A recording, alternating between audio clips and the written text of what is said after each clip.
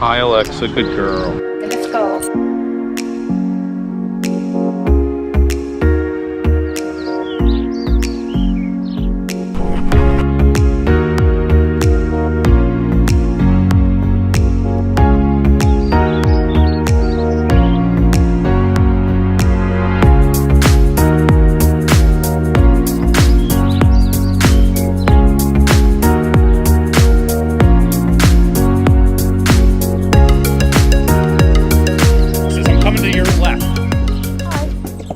Coming through, just know you have a distraction. And ultimately, you guys should be able to start getting closer and closer to each other. What I'd like you guys to slowly advance towards is walking next to each other.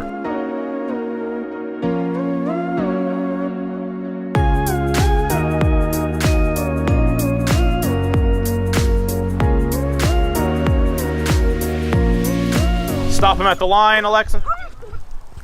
Good. Put him in a sit. Sit. Good. If you notice, if you stop your dog perfectly at the line, your feet are going to be right at the edge and your dog's feet are going to be right at the edge. This dog is mimicking him perfectly. This dog's nails are slightly over and the little, tip of his foot is also a little bit over. Dogs mirror us, right? So at the end of the day, you're angled this way. Guess what? Your dog's angled this way. The slightest turn, right, if you got more straight, the dog would also reposition straight. The slightest things that we do with our body get the dog to want, well, I need to be next to you. And that's how we start to see those shifts from a lazy sit to a obedient heel. So you guys are gonna come, I want you guys to stop at this line. You guys are gonna stay in this box with them, come a little bit closer. Come up to about right here. Sit. All right, stop. Sit.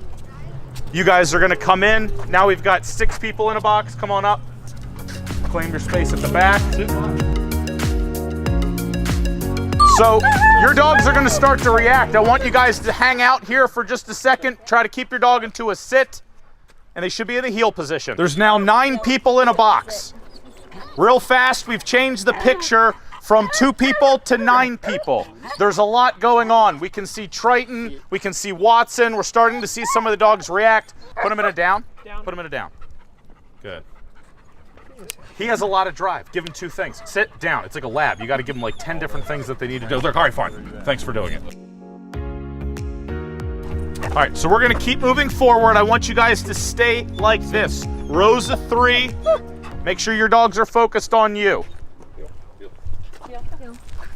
Heel.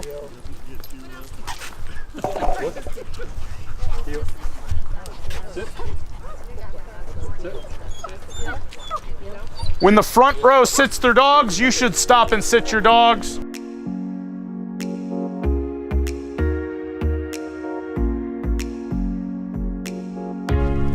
All right, keep coming. You're going to all stop at this line. 1, 2, 3. Good. All right, come on through.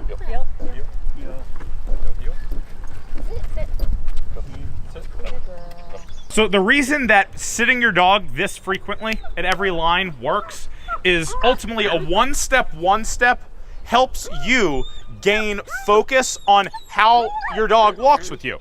If you take 1 step and stop, your dog should take 1 step and stop. So let's do that right now. We're all going to take 1 giant step and then just stop. Use the e-collar also. It's okay if your dog defaults into a sit, but you should be able to take a step and the dog stops and looks at you. It shouldn't keep walking like it knows where it's going. So right now, because we're out here, we guys want you to be able to keep your dog ultimately focused on you quicker. So the more you sit the dog frequently, the more the dog has to focus on you and it can't make its mind up on what it's doing. And that way it doesn't react to the fact that you literally, if the front row wants to look behind for a second, you can see they're literally up your butts. Way too close. Whoa. Way too close. So you guys need to be aware that, but ultimately, because they're so close, there's a possible reaction that's about to happen. This is where a lot of triggers are going to happen. So the fact that you've been continuously sitting your dog and getting them to focus on you, they're not going to even care that you have all these people behind us. It becomes common. It becomes a regular experience and they get to filter it out just like a panic attack where I'm just focused on you. I don't care that there's 5 people this close to me. Typically, I'd be uncomfortable if I had a mob of people behind me, Jerry. Would so you? When we step forward, yep. Should we be hitting the button? Because I didn't hit it at all, and she just sat down with me. Your dog's very good. You work it a lot.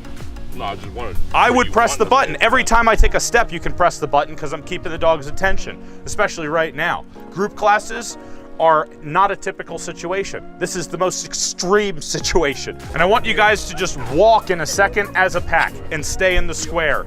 You no longer need to stop and sit. Just keep walking. If your dog's proved that it can do it, now we can advance it. You guys should be able to walk like this. It's a different type of pack walk. If you guys are falling behind, get a little bit ahead. Make sure you guys stay in the same box.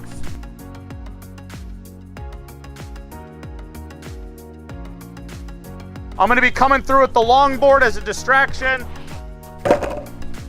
Prevent your dog from reacting. Coming through. Coming through right in the middle, you guys. Good job, good job. You use obedience, he can get through no problem. That's it.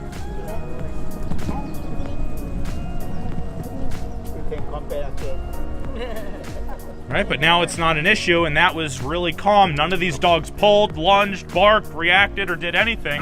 And for the most part, some of your dogs would have done that traditionally.